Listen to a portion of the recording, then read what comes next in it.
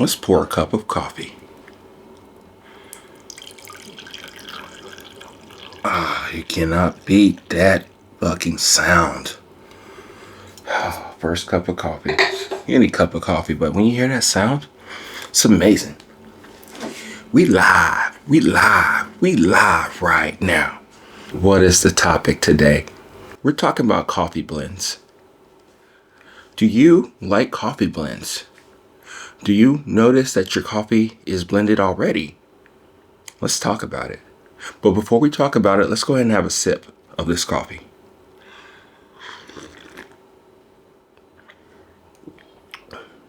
Yeah.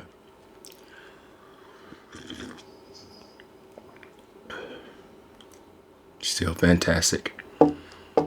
Still fantastic. Yeah.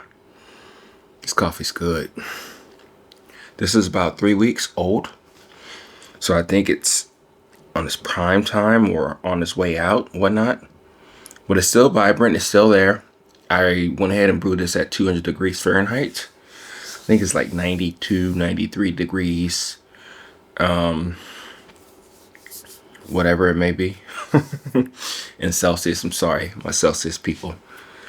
Yeah. This is actually a blend. This is my Honduras coffee, which isn't on the site anymore. I just have a little bit left. And then this is also my Peruvian coffee. And that one is on the site. If you want to get it, go ahead. But you don't have to. Right now, what I want to talk about is blends. This was an accidental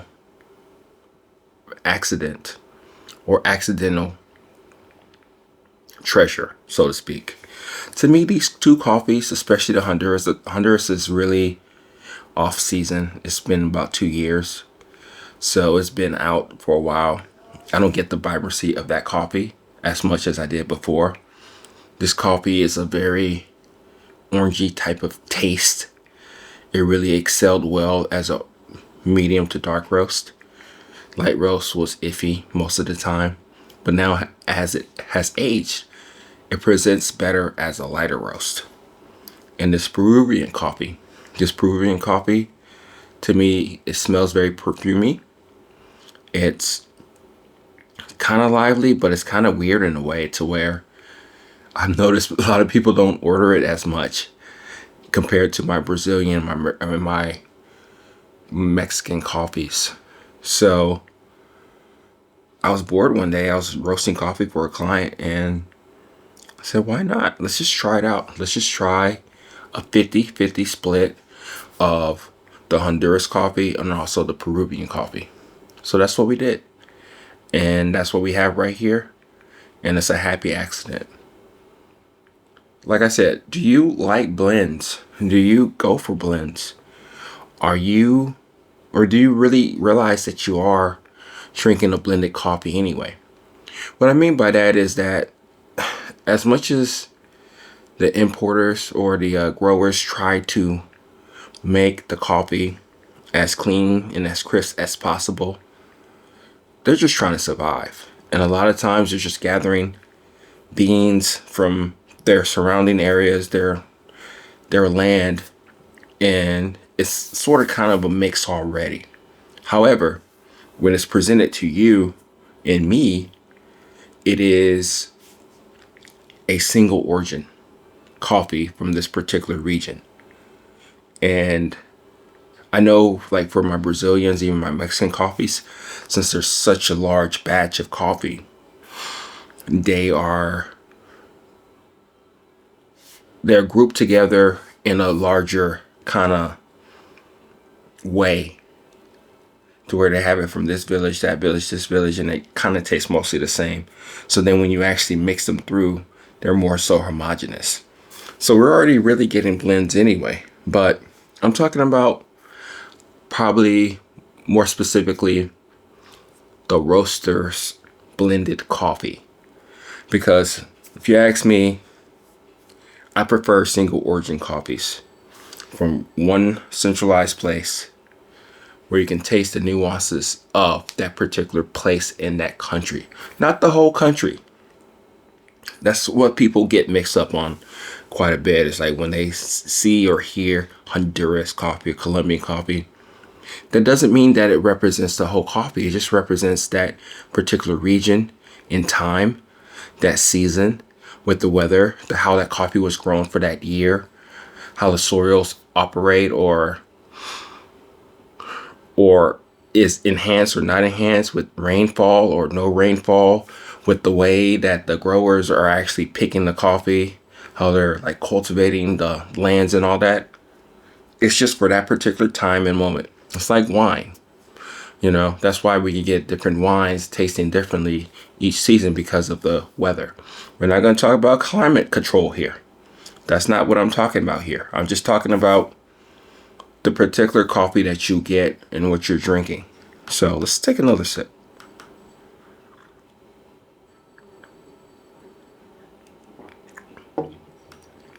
So as I explained before, these coffees by themselves are just kind of okay. They didn't do really anything for me. And I was getting frustrated with them from time to time. Again, it's more so the coffees showing their age. More the Honduras than the Peruvian coffee. But the thing here is that the way that these two coffees operate and come together as a whole is really magical. I've been enjoying it at 200 degrees Fahrenheit, 190 degrees Fahrenheit. I have another video coming out in the next couple of weeks. It will blow your mind, but I've been even enjoying it at 160 degrees Fahrenheit. And it's been great. It's been lovely. It's been one of those things where I didn't realize that this combination was going to work. And a lot of times when it comes to making coffee or creating or crafting or doing whatever you can with coffee, I think it's more so like a hit or miss type of art. You just don't know sometimes. Sometimes the coffees just gel right together. And the way I usually go about blending my coffee is that I do it dry. I split them 50-50 or whatever the ratio may be. And then after I do that, come on, man. You gotta be quiet. Come here. Oh, this dog. Yeah, let me take this off. If you want to stay here, you can stay here. But you're a little too loud. But that's not your fault. Okay? Yeah, I gotta put that down. Okay? Little Dotson. But you gonna stay here? But like I said, just thinking this through, I usually roast the coffees together. I don't do it that any type of separateness. Like you roast one and then you roast the other one and then you kind of put it together. I'm lazy when it comes to blends like that. If it works, it works. It doesn't, it doesn't. That's the way I look at it. And in this case, it worked just perfectly. 50-50 split. I don't see really which one's dominating the other coffee compared to the next. But the cool thing about this is that when it works, it works. I've tried it so many different ways. It didn't really work in an AeroPress because this is more so like a medium roast type of blend. And I think the AeroPress is a lighter roast type of brewer. We'll talk about that another day. I think I beat up on an AeroPress way too much already. But even as an espresso, it works out really, really well. And I was surprised by that. And I guess what I'm getting at really right now is that sometimes we have these accidental happy moments. And it could be in your brewing. In this case, for me, it's in my roasting. Is that sometimes we do get these magical cups of coffee. And sometimes we don't know really where it comes from. And when you're tasting coffee, when you're enjoying it, try to go deeper into what you're actually drinking.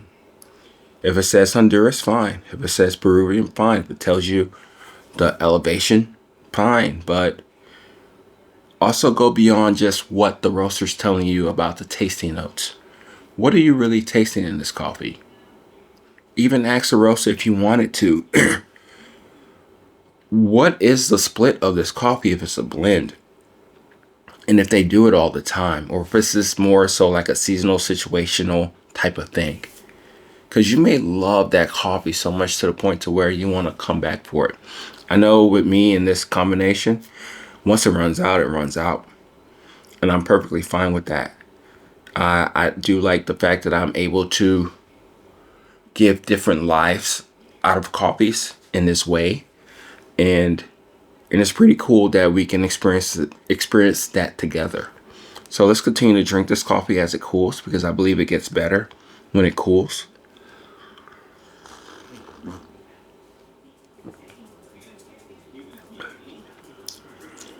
I brewed this at 200 degrees.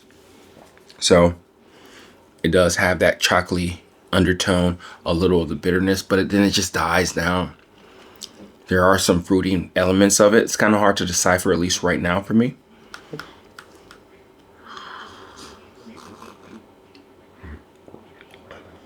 But it's not offensive. It's not offensive with them together. It is kind of offensive when they're separated, which is kind of ironic. So I guess what I'm saying that really when you do this is that you can do this too. You can truly, really do this too. If you have a couple of bags of coffee, which you probably have already known or done this before, or you probably don't do this all the time, and this gives you another opportunity to experience coffee differently, is that let's say you have 2 or 3 bags of coffee. It doesn't matter if it's ground coffee or if it's whole bean coffee. Go ahead and try mixing them. Do a 50-50 split, do a 30-70 split, whichever way, or try them both that way. Try to see what you taste of it. See if those combinations make sense.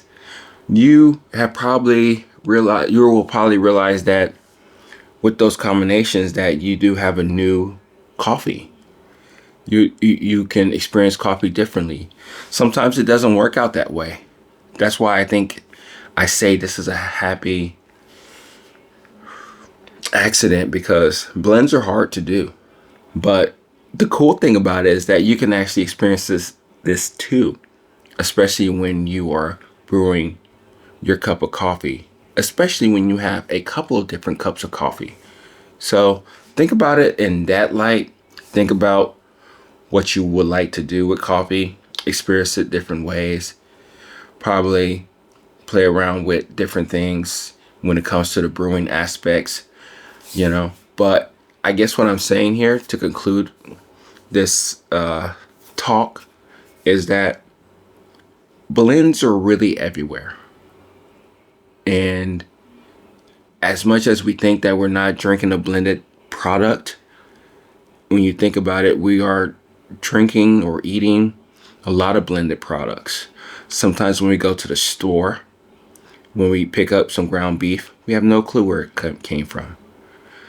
And it tastes different when you do it separately. So realize that not everything is as homogeneous or separate as much as it is. It is more so blended and homogenized to the point to where it's consistently inconsistent, so to speak. So just think about it. Just open up your minds and think about if you really do enjoy blends or not, because more than anything, you're probably drinking a blended drink, even though you may think it's a single origin, and it's not. So let me know what you think about this. Talk to me about any of the blended drinks that you do have or don't have, or if you're just a single origin type of person. And we can talk more about it. So I'll talk to you later. Bye.